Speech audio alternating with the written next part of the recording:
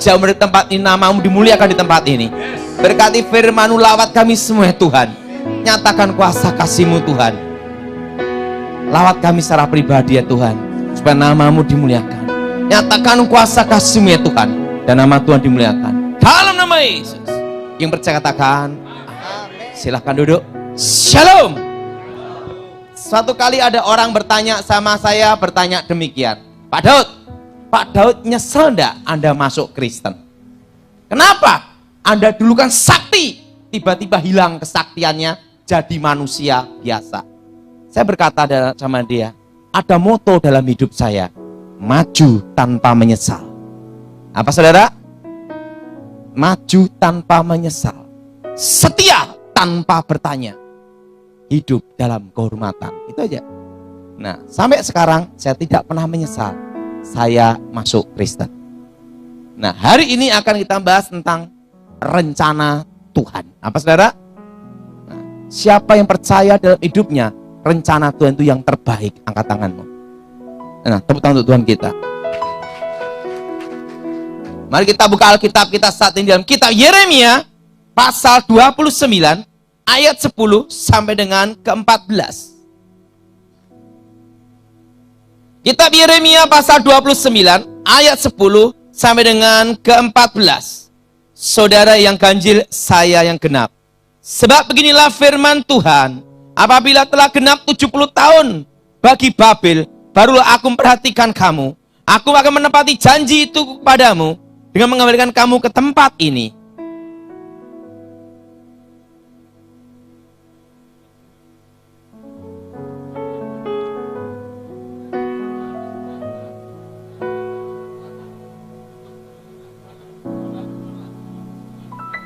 Dan apabila kamu berseru dan datang untuk berdoa kepadaku, maka aku akan mendengarkan kamu.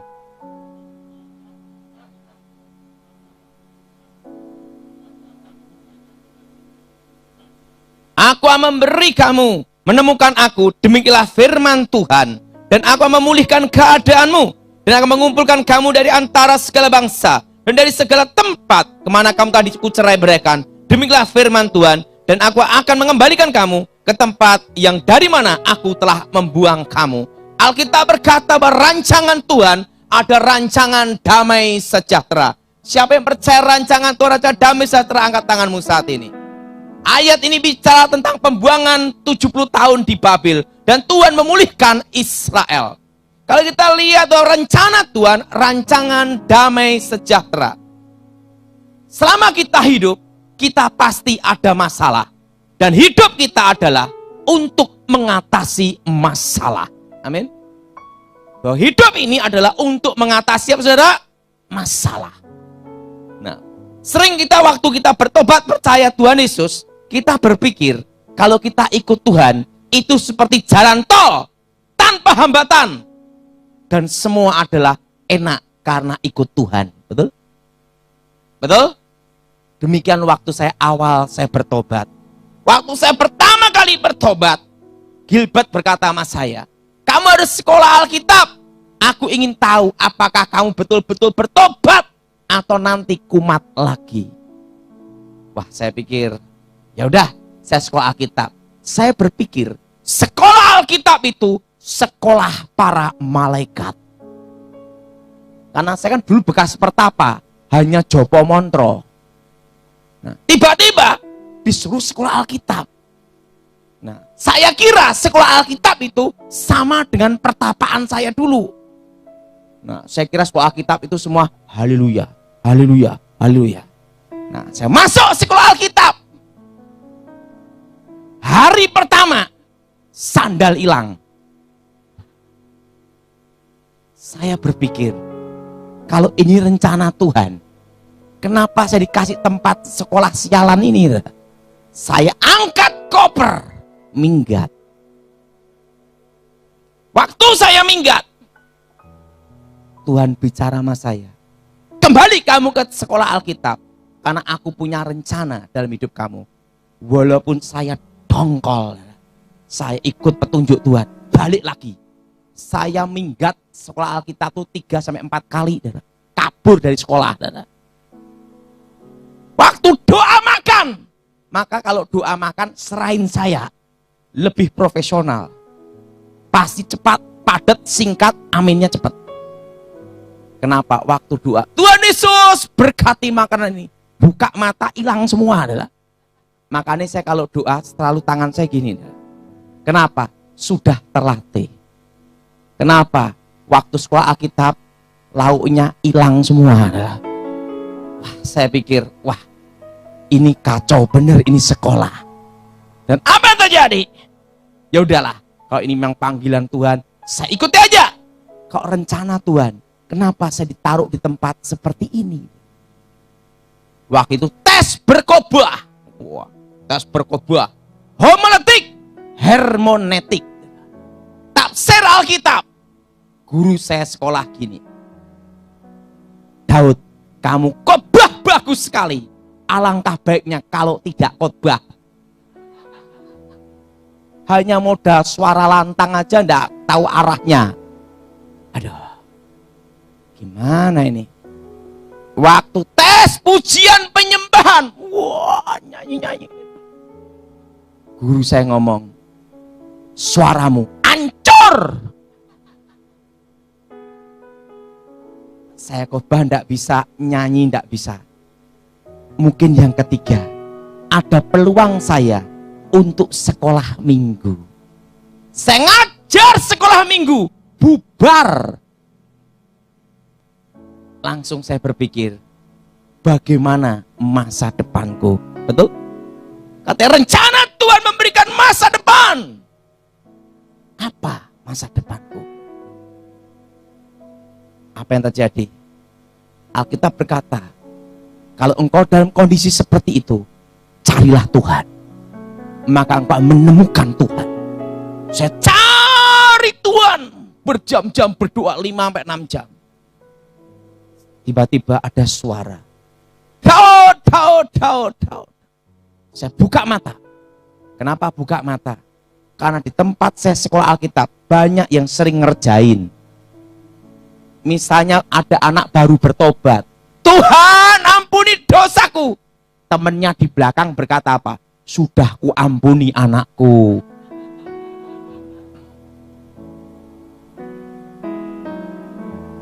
Saya buka mata. Matanya gini. Saya lihat kanan kiri. Tuhan, kalau ini engkau bicaralah. Tiba-tiba saya lihat atap itu hilang. Yes. Yes. Daud, Daud, Daud, Daud.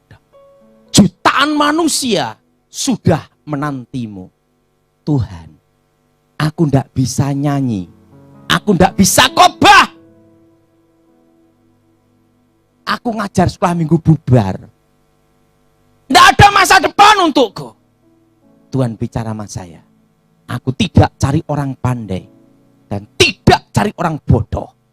Aku mencari orang yang mau kupakai. Tuhan, daripada tidak ada yang pakai aku, pakailah.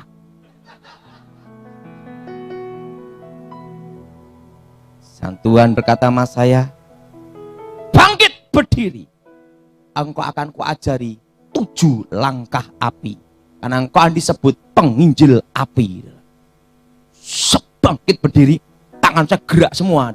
Mulut saya langsung berbahasa lidah, teknik berkhotbah. Jadi saya langsung hari itu juga langsung bisa khotbah. Nah, saya turun dari tempat itu. Saya cerita sama teman saya, sama kepala asrama. Saya ketemu Tuhan sendiri. Jutaan manusia menanti saya berkhotbah. Kepala asrama ngomong, jadi yang teriak-teriak malam ini bikin orang susah tidur, itu kamu ya? Disetrap. Wah. Kenapa saya khotbah tidak mau pakai jas dan lengan panjang? Itu ada sejarahnya.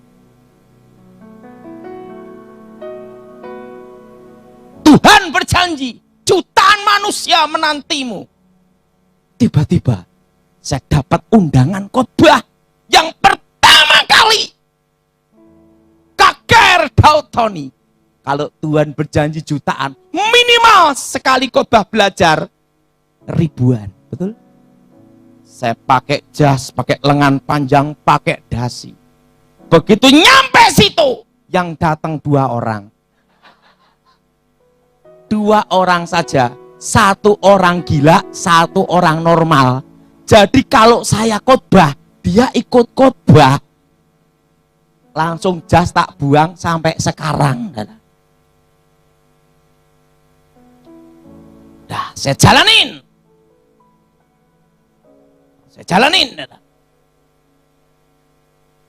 Tiba-tiba rektor panggil saya. Mau wisuda. Daud, ada apa tuh? Pak Pontas. Sebenarnya kamu tidak lulus. Hah? Tetapi kalau tidak diluluskan, muridnya tinggal 4. Karena anugerah keselamatan dan belas kasihanku, engkau kunyatakan lulus.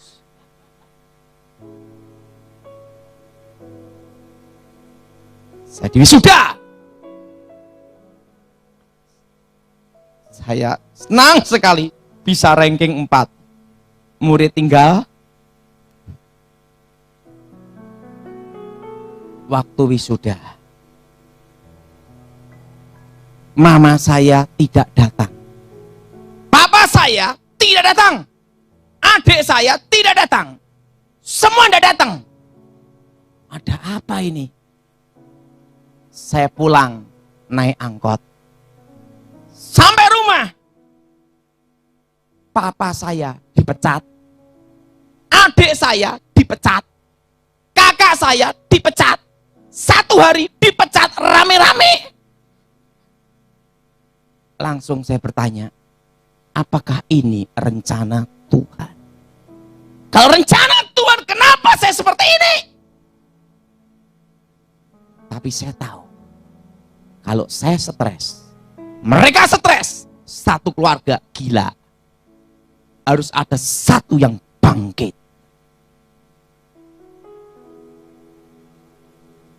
Saya berdoa, Tuhan, nyatakan kuasa-Mu Tuhan. Lawat ya Tuhan. Waktu saya doa, ada suara, Daud, Daud, Daud. Ada apa Tuhan? Apa yang ada di tanganmu, lakukan dengan setia. Saya buka tangan saya. Ada plastik bekas gula. Saya ngomong sama Tuhan, Tuhan, apa aku mau jadi pemulung?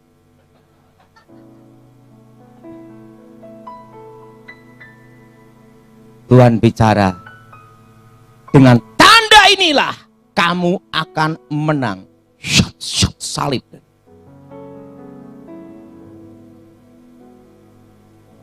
Langsung saya nemui mama saya. Mama, aku mau kerja plastik. Tuhan bicara saya mau kerja plastik. Ingat, justru kadang sekitar kita tidak mendukung kita. Mama saya ngomong apa? Daud, di antara anak mama, kamu yang paling goblok. Kamu sekolah pun pupuk bawang. Lulusan. Memang saya tuh matematika sampai sekarang nggak ngerti dah. Tapi duit ngerti. Mama, tapi saya punya Tuhan. Berilah aku kesempatan untuk aku berdiri tegap dan aku maju tanpa menyesal. Mama saya kasih saya, Daud, ini uang 100.000 rupiah untuk kamu. Tahun 96. Kalau kamu berhasil, berarti Tuhan menyertai kamu. Tapi kalau gagal, modal terakhir. Karena kamu anak bikin susah. Mah, aku kelilingan plastik. Perlu motor. Daud, ini ada motor Post One. Kita sudah tidak bisa bayar kreditnya. Kamu yang lanjutin. Hah?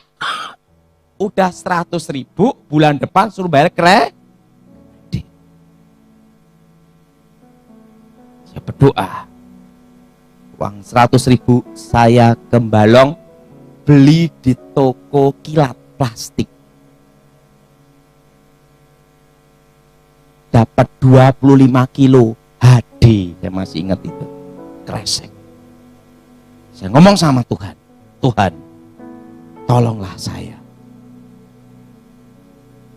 Saya angkat plastik sendiri dan saya berdoa, apa yang harus saya lakukan? Ingat, apa yang dilakukan dengan doa itu ada kekuatan. Tuhan bicara sama saya, pergi kamu ke satu tempat, engkau akan ku ajari bekerja. Saya angkati plastik naik motor itu. Di mana Tuhan? Kamu jualan di tempat simbok-simbok itu. Naik itu motor, nawarin plastik ke simbok-simbok itu. Sehariannya untung 2.000, 3.000. Saya kumpulin. Tapi saya ingin sekolah, Dada. Saya sekolah. Mau sama kerja gitu, Dada. Saya sekolah teologi. Ikut ospek. Udah latihan ospek sama kerja nih, Dada. Rektornya panggil saya. Daud, kamu dipecat dari ospek. Loh, Pak, saya akan beri saya kesempatan supaya saya sekolah tinggi teologi sama kerja. Rektornya ngomong apa? Kamu itu goblok. Di antara muridku nggak ada segoblok kamu. Nanti bikin susah, bikin kacau. Akhirnya, baik Pak Pontas. Jadi saya di tengah-tengah ospek dipecat, bayangin. Baru nyoba sekolah. Setelah itu saya tetap kelilingan plastik terus. Dari omset 25 kilo sampai 50 kilo, tak kelilingin terus. Untung 5.000, 6.000, 10.000, dari 5.000, 6.000, dari 25 kilo setengah kintal 1 kintal, 1 kintal setengah ton sampai puluhan ton, sampai jadi pabrik.